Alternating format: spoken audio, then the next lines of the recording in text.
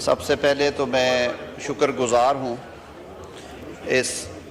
معزز ایوان میں موجود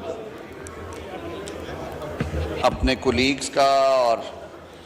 جن کا تعلق مختلف سیاسی جماعتوں سے ہے،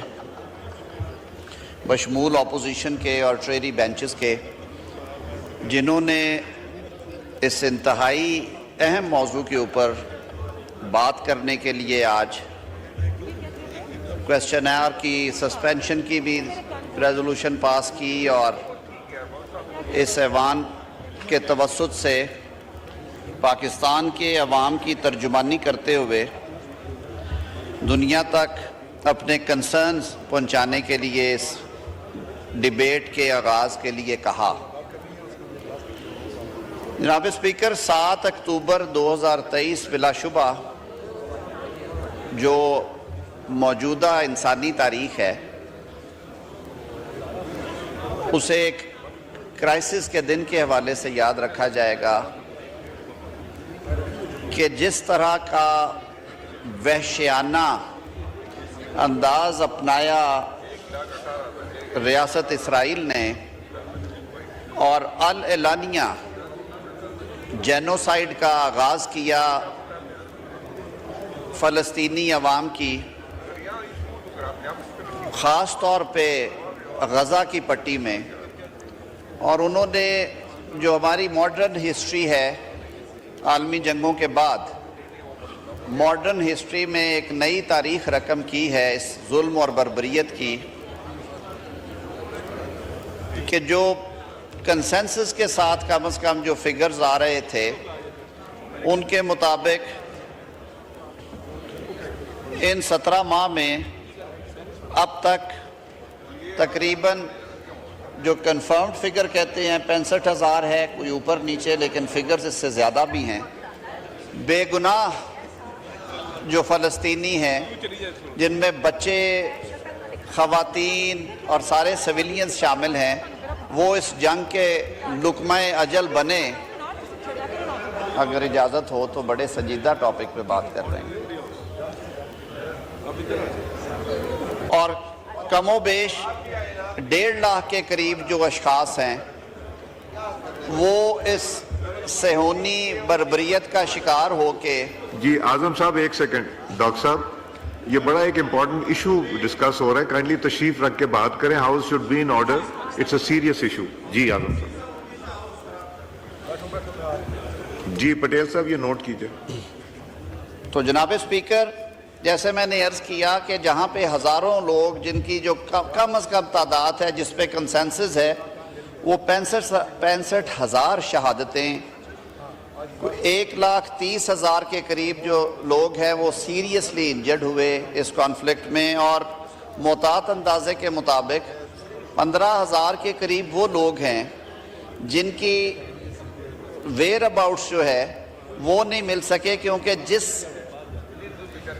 بربریت کے ساتھ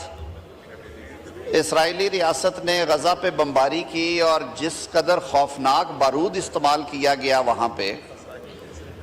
اور ہستی بستی آبادی کو، عمارتوں کو ملبے کا ڈھیر، بلکہ یوں کہہ لیجئے کہ انہیں زمین بوس کر دیا گیا، تو 15,000 کے قریب لوگوں کے بارے میں یہ بھی ایسٹیمیشن ہے کہ ان کے ریمینز نہیں ملے ہمیں ملبے سے۔ جناب اسپیکر، اس وحشیانہ اقدام کے خلاف دنیا بھر کی جو اقوام ہیں انہوں نے آواز اٹھائی، لیکن کچھ اقوام ایسی بھی رہی جنہوں نے باوجود بین الاقوامی سیاست کے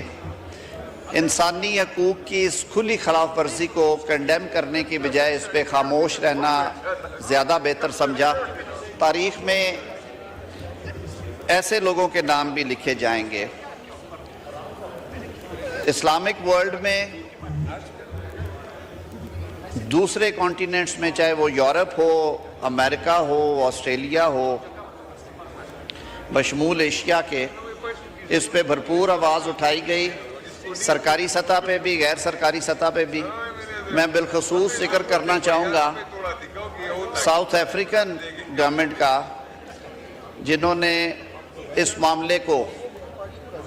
انٹرنیشنل کورٹ آف جسٹس میں لے جانے کا فیصلہ کیا اور پھر انہوں نے وہاں پہ پروسیڈنگز کی۔ حکومت پاکستان مسئلہ فلسطین پہ روز اول سے اپنا ایک ویو پوائنٹ رکھتی ہے، اور ہم آج بھی سمجھتے ہیں کہ دنیا بھر میں جہاں جہاں پہ لوگ اپنے حق خود ارادیت کے لیے جد و جہد میں مصروف ہیں، ان کی آواز ڈائیلاگ سے تو آپ روک سکتے ہیں، ریزالو کر سکتے ہیں، لیکن بارود سے ان کی آواز جو ہے اسے نہ دبایا جائے، وہ چاہے فلسطین ہو چاہے وہ کشمیر ہو۔ اور ان خطوں کے عوام کے حقوق کو سامنے رکھتے ہوئے جو ان کی تقدیر کا فیصلہ ہے وہ بین الاقوامی قوانین کے عین مطابق اور اقوام متحدہ کے جو فیصلے ہیں ان کے مطابق ہونا چاہیے۔ جناب اسپیکر، جیسے میں نے عرض کیا کہ اکتوبر 2023 سے جس بہیمانہ اور وحشیانہ تشدد بھری جنگ کا آغاز اسرائیل نے کیا، دنیا بھر میں اس پہ آوازیں اٹھی، لاکھوں کروڑوں لوگوں نے پروٹیسٹ میں حصہ لیا، معصوم بچے، بے گناہ خواتین، سویلین پاپولیشن، بزرگ، بوڑھے، بلا تخصیص جینوسائیڈ کا یہ جو عمل ہے وہ جاری و ساری ہے، اور اس بربریت میں کمی تو کم ہوئی لیکن دن بدن اضافہ ضرور ہوا۔ آج آپ نے ہمیں یہ موقع دیا کہ جو لیٹسٹ ریڈز ہیں جو ایک دفعہ پھر اس کو انٹینسیفائی کر رہے ہیں، اور بے گناہ انسانی جانیں جو ہیں ان کا ضیاع ہو رہا ہے، نہ صرف یہ بلکہ جو ریلیف ورک ہے جناب اسپیکر اس میں بھی شدید تعطل پیدا ہو رہا ہے، نہ ہاسپٹلز محفوظ ہیں، نہ ایمبولینسز محفوظ ہیں، نہ جو ریلیف آرگنائزیشنز ہیں ان کے وہ رضاکار جو بلا شبہ لائق تحسین ہیں نہ وہ محفوظ ہیں، نہ پناہ گاہیں محفوظ ہیں جو کہ اقوام متحدہ کے شیلٹر کے اندر بنی ہوئی ہیں۔ تو اس کی جتنی مذمت کی جائے وہ کم ہے۔ انٹرنیشنل فورمز کے اوپر بھی اس پہ جو بات ہوئی ان کو بھی ہوا میں اڑایا گیا۔ حکومت پاکستان نے ہمیشہ مسئلہ فلسطین کو اجاگر کیا، نہ صرف اس جنگ کے دوران بلکہ اس سے قبل بھی، اور ریسنٹ پاسٹ میں وزیر اعظم پاکستان میاں محمد شہباز شریف نے مختلف انٹرنیشنل فورمز پہ، چاہے وہ اقوام متحدہ ہو، چاہے وہ OIC ہو، چاہے وہ دیگر ملٹی لیٹرل فورمز ہوں، پوری جرأت اور بہادری سے پاکستان کے 25 کروڑ عوام کی نمائندگی کرتے ہوئے اس مسئلے کے اوپر اپنے دو ٹوک خیالات کا اظہار کیا، اور اسرائیل کی اس وحشیانہ اقدام کی بھرپور مذمت کی ہے۔ حکومت پاکستان اور پاکستان کے عوام، اس ایوان میں موجود ہر شخص یہ سمجھتا ہے کہ اس ظلم اور بربریت کا فل فور اسے رکنا چاہیے، اس کا خاتمہ ہونا چاہیے، اور فلسطین کے مظلوم عوام کو نہ صرف اس مشکل گھڑی میں اقوام عالم کی بھرپور مدد کی ضرورت ہے بلکہ اس مسئلے کے پائیدار حل کے لیے بھی سب کو سر جوڑ کے بیٹھنا ہے